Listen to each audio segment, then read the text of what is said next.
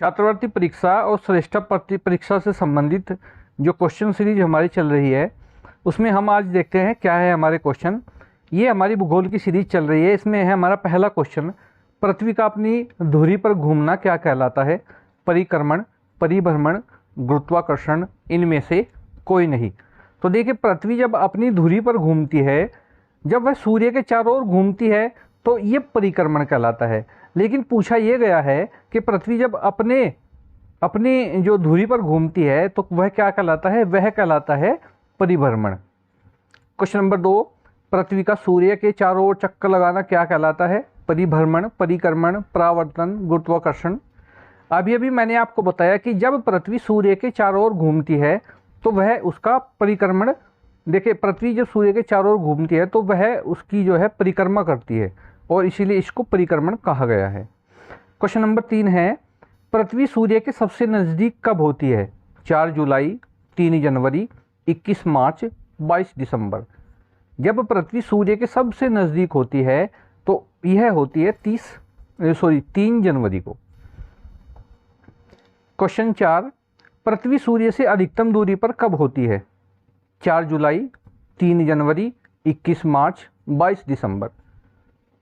पृथ्वी अधिकतम दूरी पर सूर्य से 4 जुलाई को होती है। क्वेश्चन 5, पृथ्वी अपने अक्ष पर कितने अंश पर घूमती है? 23.5 अंश, 22.5 अंश, 21.5 अंश या 20 अंश। तो देखिए, पृथ्वी अपने अक्ष पर झुकी हुई भी है और अपने अक्ष पर जो घूमती है वह 23.5 अंश घूमती है। अपने अक्ष पर 23.5 अंश ये झुकी हुई है तब ये घूमती है।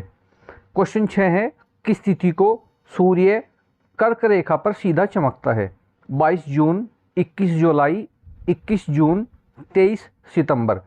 तो देखिए, सूर्य कर्क रेखा पर 21 जून, जिस दिन योग दिवस हम मनाते हैं, उस दिन कर्क रेखा पर सीधा चमकता है। क्वेश्चन नंबर 7, किस तिथि को सूर्य मकर रेखा पर सीधा चमकता है? 21 जून, 21 अगस्त, 22 जून, 22 सितंबर। तो सूर्य 22 सितंबर को मकर रेखा पर सीधा चमकता है। क्वेश्चन 8, पृथ्वी जब सूर्य के समीप होती है उस स्थिति को क्या कहते हैं? उपसौर, अपसौर, युति, सिजिकी। देखिए, ये क्वेश्चन आप ही की बुक से लिए गए हैं और एनसीईआरटी की कक्षा 6, 7 और 8 की बुक से ये क्वेश्चन जो है लिए गए हैं। तो इसमें उपसौर, अपसौर, युति, सिजिकी 4 ऑप्शन है और इसमें जो उत्तर है आपका वह है उपसौर। नेक्स्ट क्वेश्चन 9 है, पृथ्वी जब सूर्य से अधिकतम दूरी पर होती है उस स्थिति को क्या कहते हैं? अपसौर, उपसौर, युति, विति। तो देखिए, उसको कहते हैं अपसौर। जब ये समीप होती है तो उपसौर और जब ये अधिकतम दूरी पर होती है सूर्य से तो उस समय अपसौर। क्वेश्चन नंबर 10, किस तिथि को सूर्य भूमध्य रेखा पर सीधा चमकता है? 21 मार्च, 23 सितंबर, 22 मार्च, 24 सितंबर, 21 जून, 22 सितंबर और 21 अगस्त, 21 जुलाई। देखिए, सूर्य भूमध्य रेखा पर, भूमध्य रेखा क्या होती है? यदि हम ग्लोब का अध्ययन करें तो ग्लोब में बीच की जो सबसे मोटी रेखा होती है वह रेखा भूमध्य रेखा कहलाती है। यहाँ पर जो सूर्य है वह 21 मार्च और 23 सितंबर को सीधा चमकता है। क्वेश्चन नंबर 11, उत्तरी गोलार्ध में सबसे लंबा दिन किस तिथि को होता है? 21 जून, 24 सितंबर, 22 जून, 23 जुलाई। देखिए, उत्तरी गोलार्ध में जो सबसे लंबा दिन होता है वह होता है 22 जून का। इसी प्रकार क्वेश्चन है, दक्षिणी गोलार्ध में सबसे बड़ा दिन किस तिथि को होता है? बड़ा दिन कह लीजिए या लंबा दिन कह लीजिए।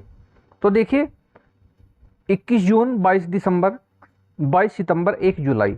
तो 22 दिसंबर को दक्षिणी गोलार्ध में और 22 जून को उत्तरी गोलार्ध में सबसे बड़ा दिन होता है।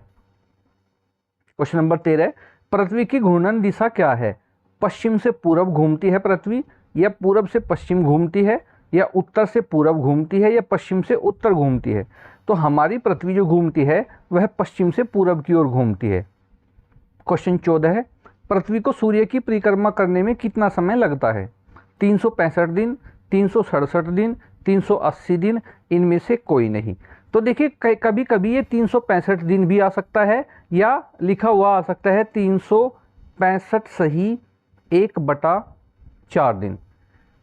365 सही 1/4 दिन भी आ सकता है या 365 दिन भी आ सकता है, और यही इसका आंसर होगा। नेक्स्ट है, चंद्रमा के प्रकाश को पृथ्वी तक पहुंचने में कितना समय लगता है? 2 मिनट, 1 मिनट, 1.25 सेकंड, अर्थात 1 मिनट 25 सेकंड या 8 मिनट। तो चंद्रमा का प्रकाश हमारी पृथ्वी पर जो है 1 मिनट 25 सेकंड में पहुंचता है। क्वेश्चन 16 है, चंद्रमा का गुरुत्वाकर्षण बल पृथ्वी के गुरुत्वाकर्षण का कौन सा भाग है? 5वां भाग, 6ठा भाग, 7वां भाग, 4था भाग। तो देखिए, चंद्रमा का गुरुत्वाकर्षण पृथ्वी के गुरुत्वाकर्षण का 6ठा भाग है, या कभी कभी ये 1/6 भी आ सकता है, तो 1/6 भी आप लिख देंगे। नेक्स्ट है, जिस रात को चंद्रमा पूरा दिखाई देता है उसे कहते हैं चंद्र ग्रहण, पूर्णिमा, अमावस्या, नक्षत्र, मास। तो देखिए, चंद्रमा जो दिखाई देता है वह पूर्णिमा के दिन पूरा दिखाई देता है, और जिस रात को चंद्रमा दिखाई नहीं देता उस रात को क्या कहते हैं? इस रात को कहा जाता है अमावस्या की रात। ये क्वेश्चन नंबर 19 है, एक वर्ष में कितनी पूर्णिमा होती है? 12, 11, 10, 13। एक वर्ष में 12 पूर्णिमा होती है।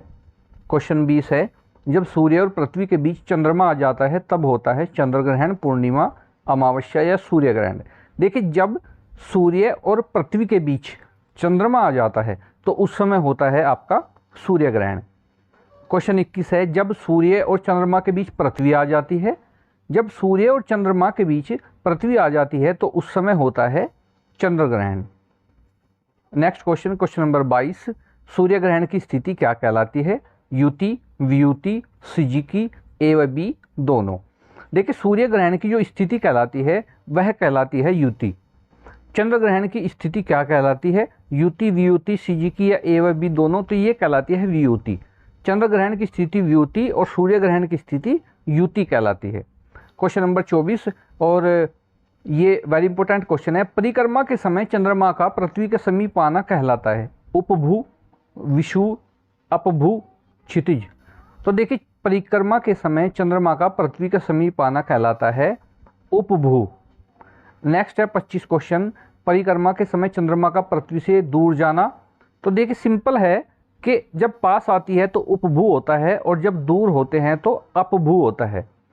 आज का आखिरी क्वेश्चन है 26वां, जब सूर्य, चंद्रमा और पृथ्वी एक सीधी रेखा में होते हैं वह स्थिति कहलाती है युति, वियुति, सिजिकी, ग्रहण। देखिए, वह स्थिति क्या कहलाती है? वह कहलाती है सिजिकी। तो ये थे आज के हमारे बहुत ही खास क्वेश्चन। नेक्स्ट वीडियो में अन्य किसी सब्जेक्ट के या फिर भूगोल की ही सीरीज के हम क्वेश्चन लेकर के हाजिर होंगे। धन्यवाद।